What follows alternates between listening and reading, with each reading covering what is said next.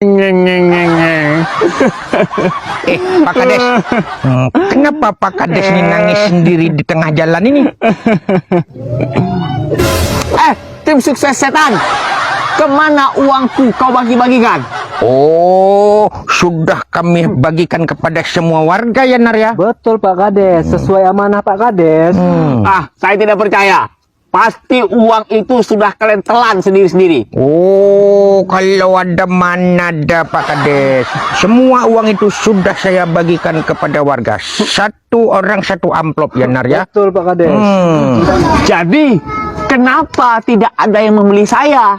Itu juga sesuai dengan amanah dari Pak Kades. Tiada ada yang boleh tahu kalau uang itu dari Pak Kades. Itu rahasia ya, Nar ya? Betul, Pak Kades. Makanya tiada yang boleh cucuk Pak Kades. Dasar anak buah setan.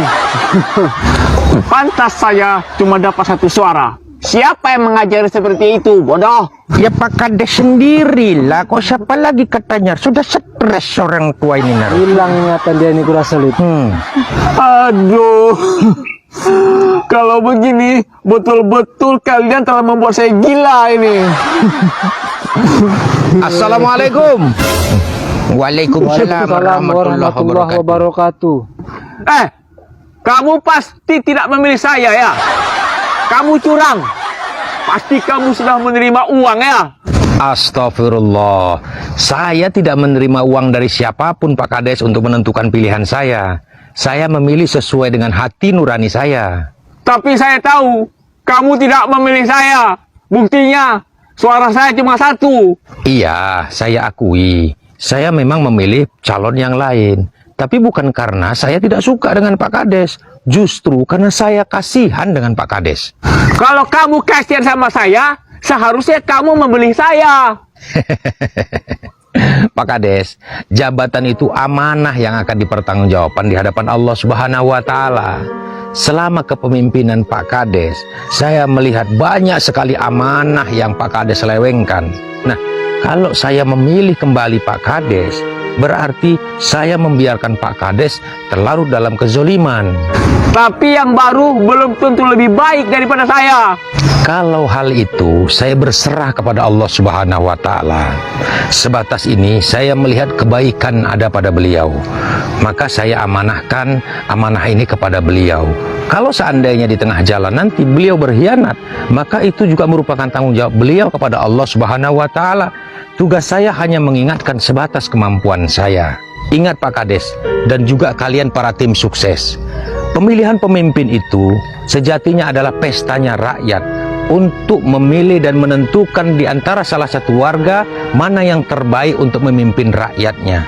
Sudah seharusnya lah kita lakukan dengan cara sukaria dan sukacita. Jangan lagi ada persaingan yang berlebihan.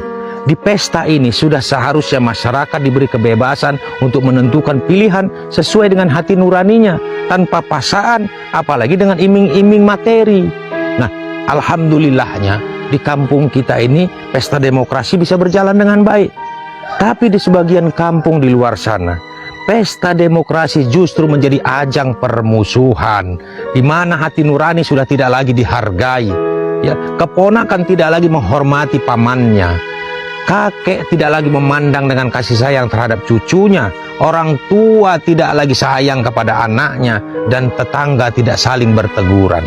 Bukankah kita menginginkan seorang pemimpin yang bisa memakmurkan seluruh rakyatnya? Kalian teguran. Bukankah kita menginginkan seorang pemimpin yang bisa memakmurkan seluruh rakyatnya? Kalian tahu apa sebenarnya potensi terbesar yang kita miliki di kampung ini? Apa kira-kira ya, Nar ya? Ya banyak lah Lip. Perkebunan, persawahan, pabrik-pabrik. Bukan.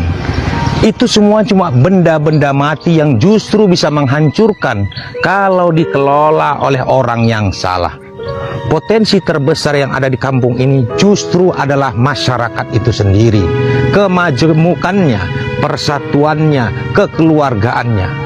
Tapi kenapa dengan pesta demokrasi ini justru menghancurkan persatuan itu? Tapi kalau nggak ada duit, macam mana mau bangun jalan, mau bangun jembatan, ya kan Lip?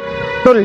Kalian ingat, bangsa ini bisa merdeka bukan karena senjata yang kuat, tapi karena kita bersatu.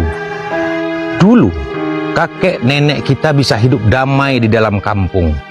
Mereka bisa menyelesaikan semuanya secara bersama-sama. Mereka garap persawahan dan ladang secara bergotong royong. Tidak ada masalah yang tidak bisa mereka selesaikan. Mereka tidak perlu aparat dan undang-undang untuk menyelesaikan masalah, karena mereka punya welas asih yang tinggi. Anak-anak, remaja, dan orang tua semua hidup damai di dalam kampung ini. Lalu, kenapa cuma karena sebuah jabatan kita rela menghancurkannya? Lalu, dengan apa kita akan memulai membangun desa ini? Sebesar apapun dana yang kita miliki, tidak akan bisa merubah sesuatu menjadi lebih baik jika tidak didukung dengan persatuan dan kekompakan masyarakatnya. Terakhir, saya titip pesan kepada Pak Kades. Jabatan, harta, mobil, rumah, dan semua yang ada hanyalah titipan Allah Subhanahu wa Ta'ala. Tapi kita tidak pernah bertanya, mengapa dan untuk apa Allah titipkan itu kepada kita. Lalu kalau bukan milik kita, apa yang seharusnya kita lakukan untuk pemiliknya? Kenapa kita justru merasa berat ketika itu semuanya diambil oleh pemiliknya dengan mengatakan ini sebuah musibah, ini sebuah ujian, dan ini sebuah malapetaka, seolah-olah untuk melukiskan bahwa itu semuanya adalah derita. Kerap kali kita mengatur Allah untuk menitipkan ini dan itu. Bahkan ibadah kita jadikan jual beli untuk menarik kenikmatan dunia kita dan menolak kemiskinan. Allah hanya kita jadikan mitra dagang dunia kita. Padahal dalam setiap sholat kita selalu menyebut hidup dan matiku hanya untuk Allah Subhanahu wa Ta'ala.